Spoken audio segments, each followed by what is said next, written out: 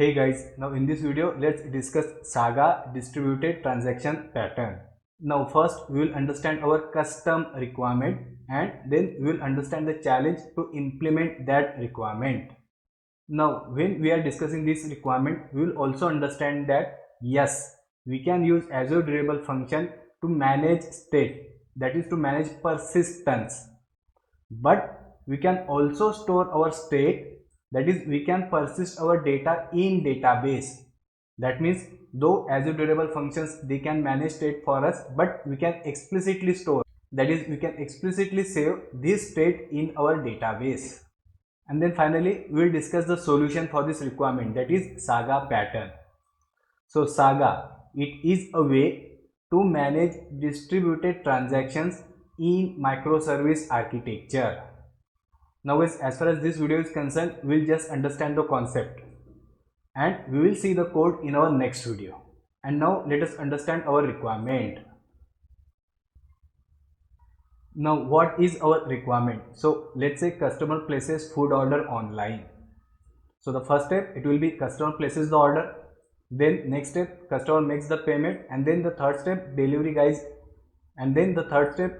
is assigned to this order. Now is the important thing, we want to ensure that either all these three steps they should get completed or none should get completed. So what I mean is, let's say this first step it ran successful, second step also ran successful, but let's say exception occurred when we try to assign delivery guy to this order, right? Now here that order should not remain pending because we are unable to assign the delivery guy, right? So ideally what should happen is, in this case first we should refund this payment, right? And then we should cancel this order. Now in an ideal scenario what happens is, we run all these steps in a transaction. So basically we have something called transaction, and here we run all these steps, that is we place order, payment occurs, and then delivery service. If any one of these steps has failed, we simply roll back transaction, right? And with rollback we ensure that our database is correct and it is not corrupted, right? But now as you can guess, here we have the problem. So it's because here we have three different services. So here we have separate order service, here we have separate payment service, and here we have separate delivery related service. And so we cannot implement one big global transaction. So something like this we cannot implement. Again, it's because we have three different services, and all these three different services they have their separate database. And so how to fix this? And for that we have SAGA. Now as you might be wondering that why we are discussing this SAGA pattern in Azure Durable functions, right? So it's because we can implement this requirement using Azure Durable function, as you can see in this screen. So again, here we have this orchestrator function, that is it is our controller function, and then we may have three activity functions. So first activity function, it manages placing the order, second activity function it manages the payment, and then third activity function which assigns the delivery person, right? But again, now you can see the problem. So let's say this step is completed, that means see, we have placed the order, we have also received the payment as well, but somehow we cannot assign the delivery guy.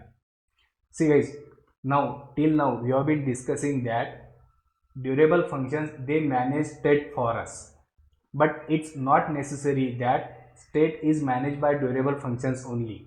We can also manage the state, that is status, ourselves, that is we can store this state in our backend database as well. So for example, what I mean is, let's say when this first activity function has been executed, that is order has been placed. So let's say we have a database, and in that let's say we have some table, let's say order. So here we may have column like order ID and let's say status. So let's say when this first activity function has run successfully, that means for this order ID 1, status is let's say order placed. Now let's say second activity function has run successfully, that means now status it will be payment done. right? So here see, yes, durable functions, they can manage state for us, but here we are managing this state ourselves. That is, we are storing this state in our backend DB. Okay, but now let's say this third activity function, it has failed. That means we are unable to assign a delivery guy to this order, right? So that means the earlier two successful steps, they should be reverted.